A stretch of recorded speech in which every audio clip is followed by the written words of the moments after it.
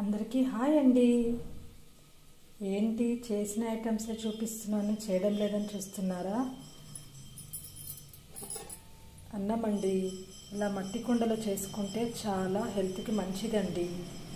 ఈ సమ్మర్లో ఇలా మట్టి కుండలో చేసుకోవడం వల్ల అన్నం మిగిలిపోయిన మరుసటి రోజు కూడా పాడైపోదండి. మనకి ఇది మట్టి కుండ అనేది చల్లగా ఉంటుంది కాబట్టి పాడైపోదన్నమాట. ఇంకొకటి వచ్చేసేది పెరుగండి. ఇలా పెరుగు మట్టి కుండలో తోడు పెట్టుకోవడం వల్ల పుల్లగా అవ్వదు. మట్టి కుండ చల్లగా ఉంటుంది కాబట్టి పెరుగు కూడా చల్లగా చాలా కమ్మగా ఉంటుందండి. ఇలా తోడు పెట్టుకోండి. ఇలా ప్లేట్ పెట్టుకున్నామంటే గాలి తగులుతుంది, ఇంకా బాగా ఉంటుంది, పుల్లగా అవ్వదండి. ఇంకొకటి చూడండి, ఇలా మట్టి పాత్రలో ఈ సమ్మర్లో తాగండి. ఫ్రిడ్జ్ వాడొద్దండి.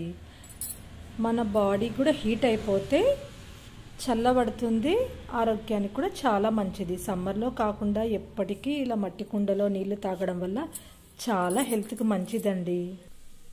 మీరు కూడా ఎవరైనా ఇలా మట్టి కుండలో చేస్తుంటే నాకు చెప్పండి. Thank you.